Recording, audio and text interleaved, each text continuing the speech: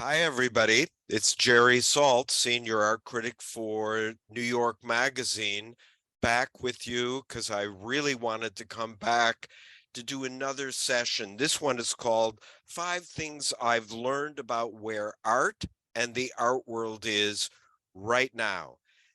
And all I can tell you is keep your heads down and your helmets on because the art world and art has changed more in the 21st century than it did probably in 500 years before that, back to the Renaissance.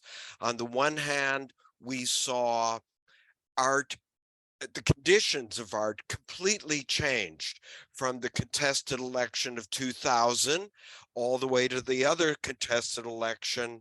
Between then, the Bush-Cheney war machines, the arc of justice starting to turn towards justice with the first Black president, the re-onset of the long American night, and then through the pandemics after that.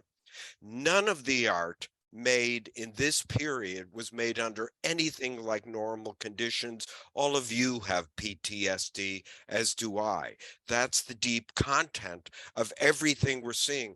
The backdrop of that, which you may not know if you're not a pointy-headed art critic in New York City like me, is that the ideology of modernism collapsed in the same period.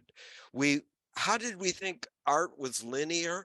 Art history would proceed one maleism killing another maleism after another maleism. I don't know, but that's what we thought. That's gone.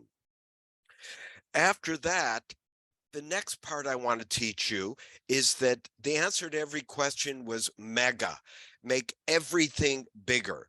During this period, more money rushed into this new art world where artists were coming now from more places, saying more things from in many different ways at the same time because of this money.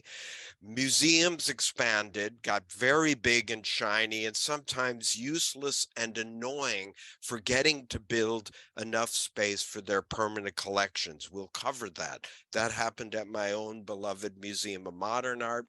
At the same time, galleries expanded. Larry Gagosian, like the Death Star of mega galleries, and I've never missed a show there, has locations in 22 cities. A fishy Da Vinci was sold for $400 million. And now we know it was probably fake. All of this changed the conditions of art. At the same time, that changed how art faced. Your third point will be art was facing outward, becoming very public, facing its audience, attempting to address it, to make public or social statements. This caused a strange ripple effect in criticism that basically inverted itself and started liking everything the way everybody loves every TV show, every movie, everything. That happened in my world too. For the fourth point, we'll cover the 3 pandemics. That is the return of the long American night and the re-emergence of populism in our country and what that did. Then COVID-19, where we all reverted to the conditions of the cave, living in close quarters, making art and things out of what was close at hand. And then finally, even as the angel of death walked among us, when George Floyd was murdered by the Minneapolis police, all of you, everybody, rushed back out on the streets again, and that was it. That caused the 5th and final point, the beginning of the end of art world apartheid. That is where you are. That is where I am, where we all talked the talk. We have now been forced to walk the walk. And that has been the most extraordinary change of all, possibly, art history in the art world.